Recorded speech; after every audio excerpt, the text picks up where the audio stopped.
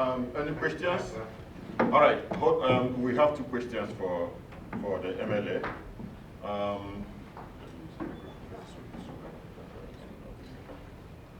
Okay. All right. I'm coming to you. Okay.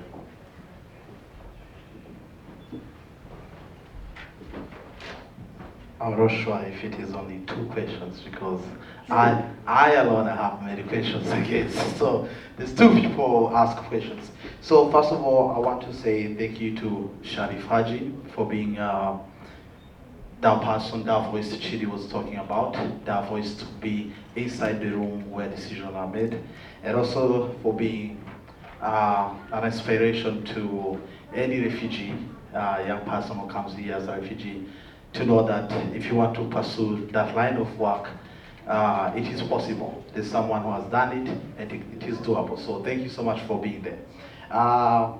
You spoke about belonging. Right now, in order to belong somewhere, you have to have employment. That's the first step.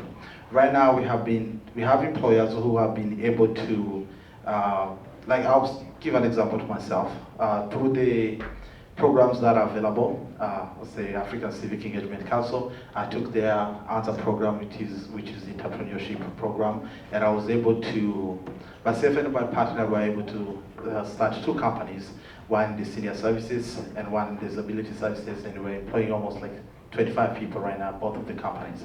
Right now we try to empower people. There's a proverb in my community, in my culture, that a cow that starts grazing, it starts from the backyard, it starts there.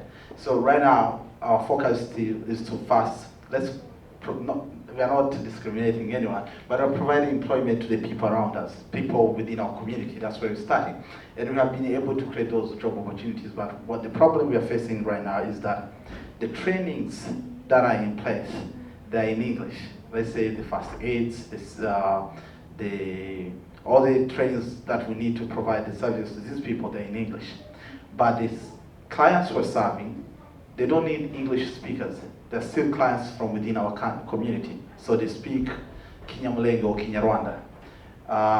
The employees, they speak Kinyarwanda or Kinyamulenge. But the trainings that we need for to support these people, they're in English. Even though the English is not needed in the delivering of the services. So sometimes the employees we have, they have that language barrier in between. So my question is, and my ask is there any possibilities that some of these trainings that are mandatory for this type of work can be translated to, let's say I can say Swahili, that encompasses almost like 6 countries, and that has refugees here, that covers Congo, Burundi, Kenya, Tanzania, and many more. So that at least these people who doesn't speak English, they can still get employed, still get those trainings that companies are requesting in order to stay compliant. And so that's the first step of belonging, getting employment. Is there a way that, and it goes all the way. We have some landscaping companies. You don't need English. The full-blown presentation now. Okay, sorry. All right, so that was it. My second question is, this group of 5 has been stopped for almost like 2 years now, or a year and a half. They have been saying, oh, at the end of the year, we're going to restart it. At the end of the year, we're going to start it. Is there a way, how long is it going to take to, and also the sponsorship agreement holders, there's new companies or new communities who really want to get those sponsorship agreement holders status in order to bring the people. So when are these 2 streams of immigration going to open so that the people can still start to apply to do that? Thank you so much. That's very few Chilis rushing me, but thank you so much. After asking 3 questions, so I'm rushing him. What will happen if you want just one? All right, so I guess the first question is about French, translating the first aid training in French. To different, not French, to different languages, right? And then the other one is about the big 5 or something that you mentioned. So. Yeah, I think the question on the language, I don't understand very well in terms of specifically the trainings that you're talking about. We can talk about judgment on the side. But I think, as I said before, it's an issue of not practicality, but it's an issue of principle. I think if there is a barrier that is stopping people to get access to employment, I think the most important thing and crucial thing that governments are supposed to do is removing those barriers so that they have access to employment. The point is that if people are not employed and they're not productive part of the society, it becomes to government liability. Regardless, we have to either provide these people the support needed.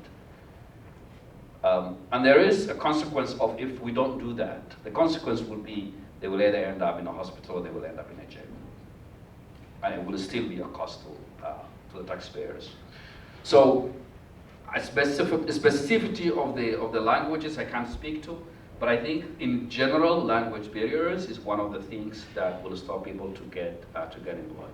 And I'm glad to hear that you benefited from the entrepreneurship program, and that was from when it comes to inclusion. That's one of the things that the former government, the former prime minister really worked on, was building this black entrepreneurship program, and a component of that was providing the training, which was the capacity, capital. Those two elements were supposed to be addressed, and I think some of the ISEC program was funded through that. I was involved quite in the advocacy of the work. I'm glad to see some people who still bring up that and have benefited. The third question, which was around Group 5 and sponsorship agreement holders. As I said, there is a strong anti-immigration sentiments across the West, particularly we in the United States, and we are bordering with US. It's affecting us. Because of that is why the government put it on hold until December 2026. The first time it was up till 2025, now until 2026. I don't know how long it will go. We will see what happens at the end of the year. But it comes down to the public opinion. The public opinion against for immigration in Canada is not something that we have seen. It is not looking great, particularly in our province. All right. One more. Just one, sir.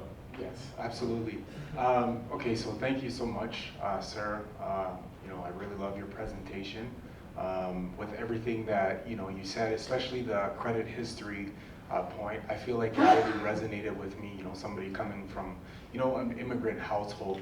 My question to you is, and a challenge as well, because I actually was able to ask the mayor this question over the weekend at an event that I was at. Is I would like to challenge you, sir, because you're speaking a lot about creating inclusive communities. You're speaking a lot about building businesses. You're speaking a lot about developing new skills. So my challenge would be to you in question is, what are you especially with the Africa Center there, and I'm sure you probably got some connections, and we'll definitely chat on the side here.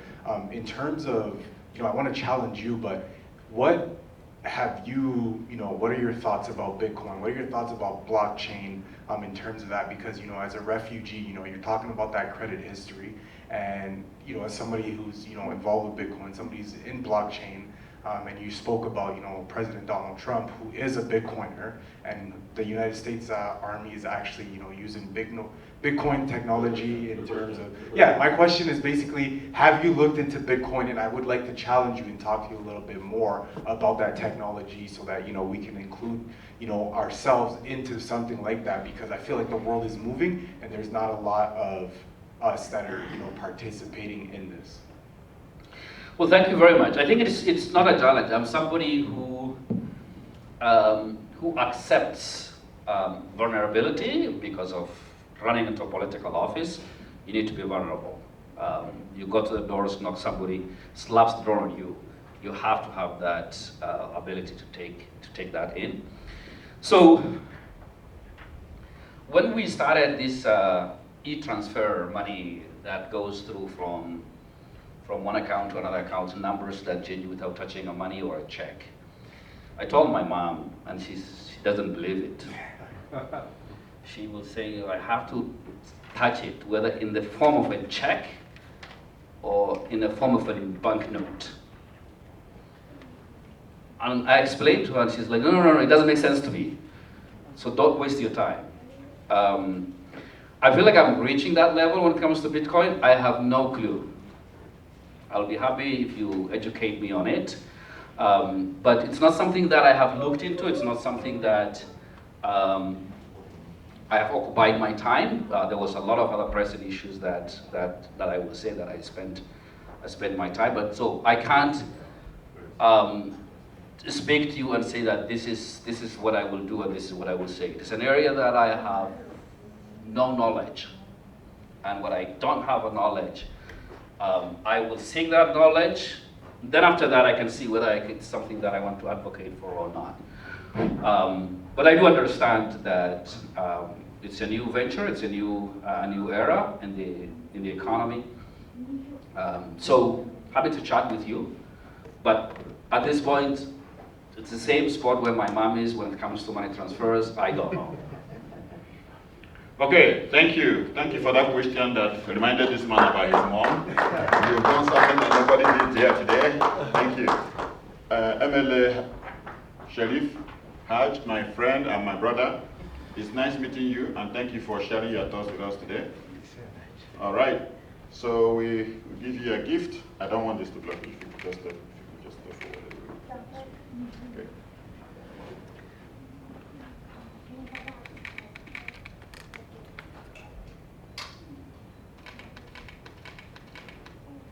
All right. Well, there is a thing in my role. If the gift is valued a certain amount, I have to declare what it is. Yes. Yes, if it is up to that amount, call me. I'm not joining you yet. Okay. All right. Thank you. And just to remind everyone, we have gifts here for everybody who participated, so please don't go home with your collecting one. Whether you spoke or not, you have been here, and there are gifts over there.